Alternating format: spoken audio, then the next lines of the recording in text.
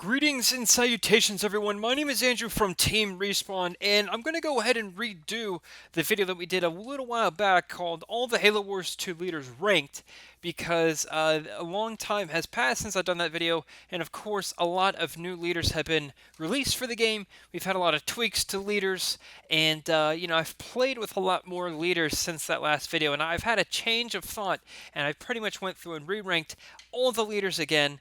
And so you'll probably will disagree with probably the whole entire list. This is just my objective and subjective opinion on ranking the Halo Wars leaders, and this is really based on my play style.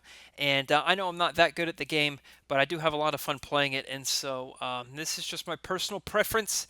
And I'd really like to know what your personal preference is. So post, like, I don't know, like your top 5 or top 3 leaders in the comments down below. I'd love to hear your opinions on them.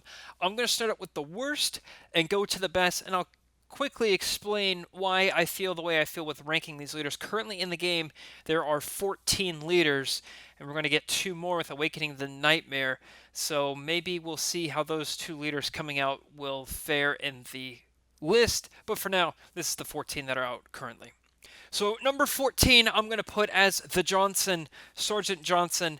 I would actually go on record to say never play as the Johnson, because I personally think the Johnson is worthless for a few reasons. One is I don't think the Johnson himself is all that powerful. I think he's a pretty weak leader. I do think the ability to heal stuff is pretty cool, but that kind of I feel like it's just a bad Y ability. And I think that the Johnson's ultimate power on his leader tree, which is all other base slot buildings are free, is absolutely worthless, because I don't think 343 really thought through that when you get to that point of getting all the leader points to unlock that, you're going to be at the end game stages anyway, and you're going to have the economy that who cares if you're paying 150 for a vehicle depot, or 150 for an armory or whatever. Like, it really doesn't matter at that point in the game. So I really thought they could have done something a lot cooler than that. But that's just my opinion. I think the Johnson's terrible. Number 13 is Isabel. I'm not very favorable with Isabel either. I do think the Mac Blast is pretty cool. And I did like Ghost in the Machine, but I feel like it's been nerfed so much that it really isn't all that much isn't really all that cool. I mean, it is really cool to take control of opponents' vehicles and stuff, don't get me wrong, but I feel like more times than not I don't control them for long enough, or they don't do what I'm trying to get them to do in that short amount of time, and it kind of just messes everything up. But Isabel is just okay, I would say. And also, I guess I should have said this before I started, I don't think a lot of leaders are necessarily bad. This is just my ranking of the leaders, so keep that in mind.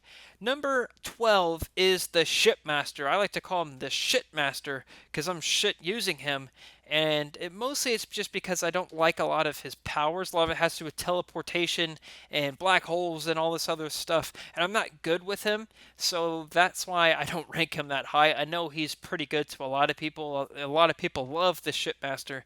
I'm just pretty bad with him, therefore I ranked him pretty low on my list. Number 11 is Anders. Now, Anders, when she first got released in the game, she was the most OP leader, and I would rage quit when someone played as Anders because you couldn't stop a Sentinel army, and it's still pretty hard to do so even now. But I don't think Anders, that being said, is a very good offensive leader. I think Anders is a really, really good Super Turtle leader if you get the upgrade to where your Kodiaks have aggressive Sentinel things when it shoots around, and your turrets get shields, and Scorpions get shields. And the arc defense is pretty cool, and the Sentinel Wave thing is really cool. I just don't think a lot of them are good offensive powers. I think they're all very good defensive powers. And if you're super turtling, I think Anders, either like an Anders colony or like a Serena colony combo, would do yourself fairly well, actually.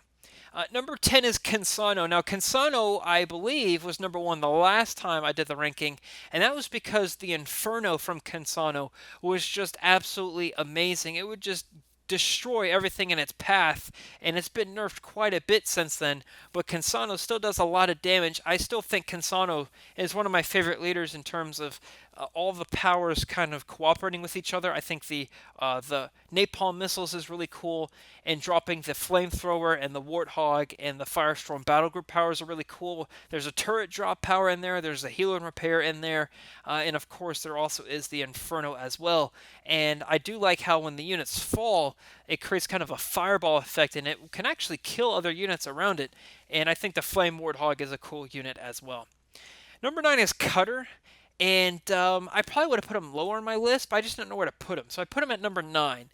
And I think Cutter is kind of like your plain Jane kind of a leader. There's nothing really special about Cutter. I think his ODSTs are cool, and the Archer missiles are cool. But that being said, I think his ultimate, which is the, I forget what it's called now, but it's the one where the Pelican gunship things circle around. I think they're way too weak. And if you have a few Banshees or Wolverines, you can just destroy his ultimate power, which I think is kind of cheap. And so I'm not sure how I feel about that. And that's kind of why I don't rank him that high on my list. But Cotton Cutter can be pretty powerful depending on if someone uses him correctly, which I'm not one of those people. Number 8 is the Arbiter. Now, let me tell you a little something about the Arbiter. He keeps getting shat on by the Elite Honor Guard, and I really don't know why, and I really don't think that should be true, but he does. And I know the Arbiter has the Phantoms, which is pretty cool, and the Stasis, which is pretty neat. I'm just bad at using the Arbiter, but I'd say he's a pretty good leader overall. It's just my opinion. Number 7 is Yap Yap. And I've had some good time playing as Yap Yap, and I think he's a very good support leader, probably one of the best support leaders in the game, because a lot of his powers are really cool. I think the cannon fodder thing is brilliant, it being free. It just consumes a little bit of pop cap, nothing too much, and you can really just make opponents ill doing that sort of thing. And I think if you're quick to, in the meta where you're flipping back and forth between your base and training a lot of cannon fodder units, or you have a mini base close by to a battle, and you just keep pumping those out, it could probably do a good bit of damage over time. And I think the Methane Party is brilliant. The Please Don't Shoot Me power is absolutely brilliant. I really do like Yap Yap, but again, I think he kind of goes in the same category as Anders, where he's either a good defensive or even more importantly a support unit for Yap Yap. I don't see him being a good rush leader or anything like that. Number 6 is Serena, and I think Serena is the best defensive leader next to Anders as well for, so many different reasons. There's the ice cream truck, the Bison that can freeze units in its radius. The power node thing I think is great, where the frozen aura is kind of around it. I think Serena's powers are great. The Hellbringers and Frost Ravens are cool units as well, and I think it just makes a lot of people ill when you freeze their stuff. And I think Serena is a very good super turtling leader. Now, we're coming into my top 5, and I had a hard time thinking about where to put all my top 5 leaders. And I think all of these leaders are excellent, and these are ones that you should be using on a regular basis. And again, that's just my opinion. Number 5 is Forge, and I would have put him at number 1 a week ago, but they did nerf his amp round just a little bit to where it's not really cheap anymore, but it's still so satisfying to use that anvil round. And, I've had a change of heart with Forge. I put him pretty low on my list. If he was either dead last, he was second to last time I did this video. And, I've played a lot of Forge lately since he got that big buff, and he's not all that bad. I think the rolling economy is a great power. The scatter bomb, I think, does just right amount of damage. I think the combat repair, or combat salvage, I should say, is a brilliant power. And he just has a lot of good stuff. I think Forge is pretty good, and you should really consider using him more often. Even after he got his little nerf, he's still a very, very good leader. Number 4 is Decimus, and I think Decimus is also a very good super turtling leader, is one you should consider when you're going to super turtle as well.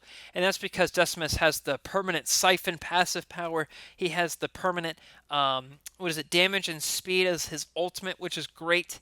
and also I believe it's when you kill another unit, you get a little bit of a buff for a short period of time. I think Cansano, I know Cansano has that power, and I think, does Decimus have that as well? I forget. You can also have two leaders as Decimus. You can have the Warlord and am I getting that mixed up? The Warlord and Decimus himself that you can drop, which is great. I love playing as Decimus. I think he's very good, and he has a lot of passive powers that can really just be a nightmare for people over time.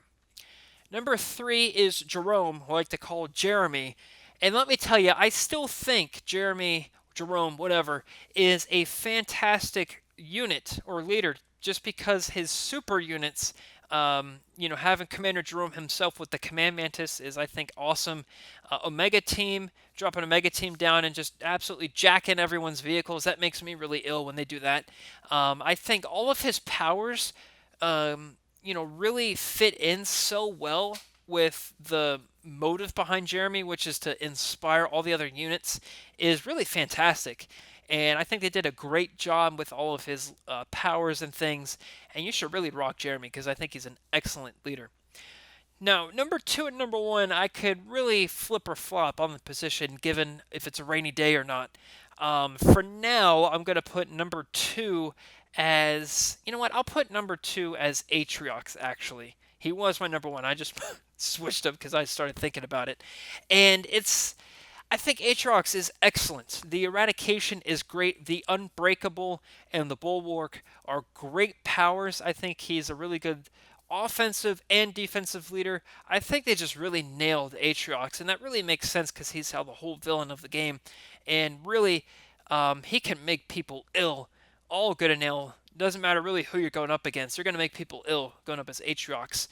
Now, number 1, I'm going to go with Colony. And let me tell you why. I like super turtling. And I think the best super turtling leader is Colony for a multitude of reasons. Is you get the Hunter Captain, which is a great unit. You can attach skitters to the Hunter Captain and put him in a cover, which makes him almost invincible. He's pretty hard to take out. The wall that you can drop is really cool. That gives you another extra line of defense. And I think my favorite power that Colony has out of all the units in the game is Combat Repair. I think Combat Repair is excellent, especially when you're super turtling. Just make a Scarab with Combat Repair and 3 skitters, and you're really going to make someone ill. And I think Colony is just great to super turtle. I think the Hunter's Brand is an excellent power. I think Colony is just really, really good to super turtle. And if you compare Colony up with a Anders, not an Isabel, I would say Anders or Serena, you're going to really be doing some damage with Colony. You can have a really good super turtle game. And again, this ranking is just based on my play style. I'm more of a defensive kind of a player. I like to kind of play the field and see what they're doing, and then kind of have a little bit of a chess match, and then go take them out. Or if we're going to super turtle, of course, we just stay and play defense the whole time. And if that's what I'm going to do, I'm probably going to be rocking as Colony. If I'm not going to be doing Colony, again, Serena or Anders, I highly recommend. So that's my list of ranking all the Halo Wars 2 leaders. Again, maybe I'll do it a third time when After Awakening the Nightmare comes out, and we will see about other patches and tweaks to leaders between now and then. We'll just have to wait and see. If that does happen, and if I remember, I'll post a link to that video in the description, but don't expect it for some time. Post your ranking of the leaders in the comments below. I'd really like to see what your guesses and your ranks are. It'd be cool to see what kind of play style you go for. Thanks for watching this video. I'm Andrew from Team Respawn, and I will see you next time.